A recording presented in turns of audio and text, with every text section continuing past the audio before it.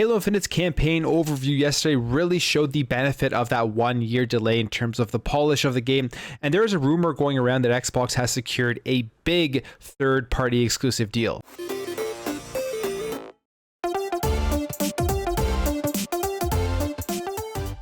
So the biggest reason why Halo Infinite got delayed from 2020 to 2021 was because of the outrage that came out after that 2020 showcase that they did, where people were talking about the graphics and thinking that this game just didn't look good enough or looked like it wasn't even close to being ready for release. And there was the Craig incident, which I thought Xbox handled wonderfully, turning that into just a hilarious meme. And I kind of wish they would have just kept that original Craig in the game just to kind of troll everybody, but they didn't. They made Craig look a lot better than he is. And there was a video put out the other day here by El Analisa Debits, who compared 2019-2020 and the 2021 trailer from yesterday, showing the massive difference that this game has gone through in terms of the details within Halo Infinite, specifically things like the armor, the environments, and just the overall lighting and all that kind of stuff. Now, it's an 8-minute video, goes over a lot of the scenes, but I would say some of the biggest adjustments we can see here are with the lighting and the exact details within Master Chief's armor, even with the other characters going around, as well as a lot of more details in the enemies and everything like that. And all of this to be said is that it really shows how important it is for a game to have that extra time to make sure that it comes out polished. Now, we would have potentially gotten this game in 2020 if nobody really complained about the graphics and there was no real negative feedback from that original trailer. When I first saw that original trailer, the graphical stuff to me still looked good. I didn't really notice too much about it until people started doing the zoom ins and breaking it down frame by frame. I thought the gameplay actually looked like a ton of fun, and the gameplay for Halo Infinite from the campaign overview yesterday continued over to what they showed and still looks like a ton of fun. And they showed a bunch more cool stuff, especially like the mid-air combat, jumping out of the Banshees and then kind of grapple hooking onto another Banshee and all that kind of awesome stuff, and shooting a rocket launcher from above.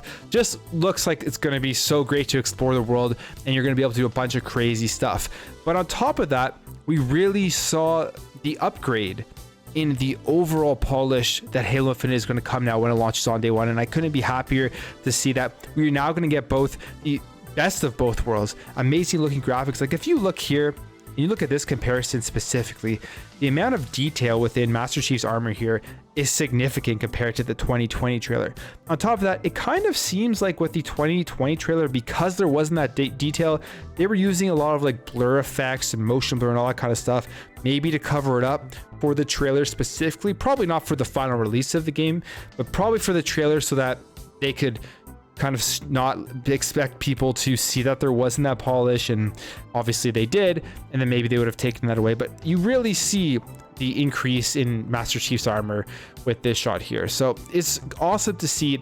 And it's why I always say delays, I'm 100% okay with delays, as long as when we eventually do get the game, it is complete, it has polished, there aren't that many bugs, and it is just a much better experience at launch. And I think we are 100% going to see that with Halo Infinite's campaign when we get it on December 8th. And what I really do love what they did with this trailer yesterday was that they showed off a lot of the same parts from the 2020 trailer to show you the differences that they make. They could have gone with something completely different and given us parts of the world we hadn't seen yet, or something just so different that we wouldn't be able to make this comparison. But they didn't do that because it shows how confident they are on the upgrades that this game has gotten. So I will leave the link to this video in the description below if you want to check it out firsthand and really get an in-depth look at the graphical improvements we've gotten in just a year. Okay, so there is a rumor that has been started by this person here named Millie A. Now, Millie A is a video game data analyst and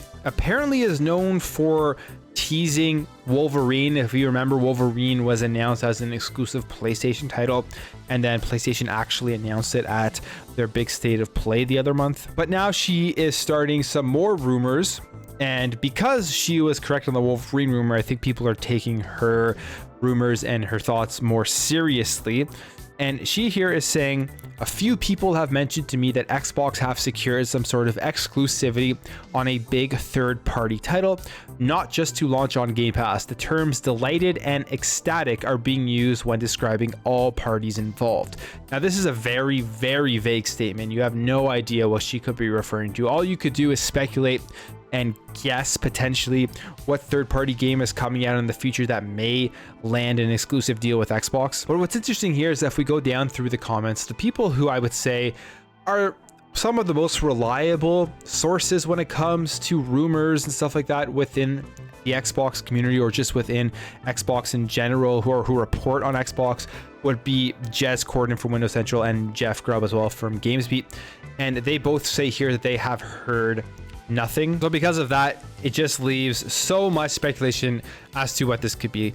Could it be Splinter Cell? We heard that Splinter Cell is going to be finally getting a new mainline game from Ubisoft, and that would be just an absolute massive IP and title to get exclusive as a third-party deal to the platform.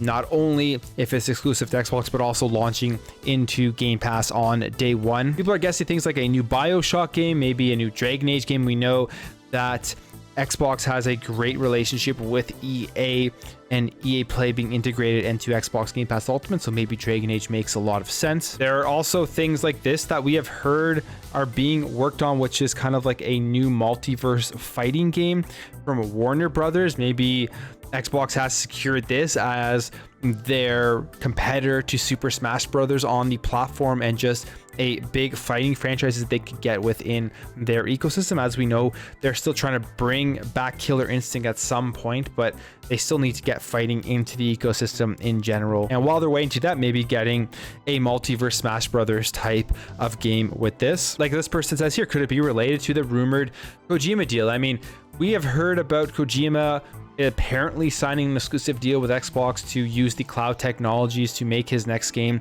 for a while now, and that it was supposed to be within the final stages and all that kind of stuff, but it's been dead silent since we've heard that stuff, specifically from Jeff Grubb. And it'd be the next Mass Effect game. Again, people here think Mask of Dragon or Splinter Cell. I think Splinter Cell is one that I have a lot of people hoping it's that, or thinking it's that, because Ubisoft has abandoned that franchise for so long, and then all of a sudden they're like, okay, finally we'll make a new one. I mean, out of nowhere too. I mean, they could have announced a new Splinter Cell game for so long, but they just kept ignoring it and ignoring it, and now we're finally getting one. But who knows what this means? One thing about these types of rumors that are quite, I would say, annoying is that they're just so vague. Like, you don't have any information what this means. And let's say this does come true. As a so-called insider, not just her, but just in general, you could easily put out tons of these vague statements on Twitter, on social media, and you're bound to get some of them correct. Like, I could put stuff like this out every single day, and I'm sure I would get some correct because they're just so vague and there's no real deep information on that. And I'm guessing the reason why they are vague, if they actually have inside sources and if they aren't just shooting shit at the wall and hoping that it sticks, is because they probably don't want to hurt their sources. They don't want to hurt the people that are giving them information by accidentally pointing the fingers at them, or people being able to find out where they're getting the info from. And because they've probably been told they can only say such vague info. But with this type of stuff, they're just such top level rumors. I would just say, take it with a grain of salt. This may or may not happen, but it would be interesting to see how Xbox counters some of the time exclusive stuff that PlayStation is doing, specifically with something like KOTOR, Knights of the Old Republic, that is going to be exclusive to the PlayStation platform. And a game like Wolverine, so PlayStation getting the Wolverine IP on top of the Spider-Man IP is a huge thing. So they're going to have to counter it in some way with some more IPs that are outside of Xbox Game Studios from third-party publishers. So we'll have to wait and see what happens with all of this stuff, but it'll be cool to see if there's a big announcement at the 20th anniversary event or at the Game Awards or sometime in 2022. But anyways, guys, that's it for me. Let me know what you think about this in the comments below. Were you really impressed with how much better Halo Infinite looks from the campaign overview yesterday?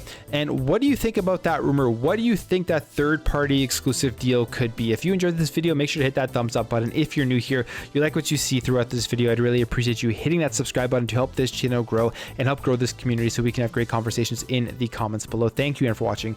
Thank you for your support, and I'll catch you in the next video.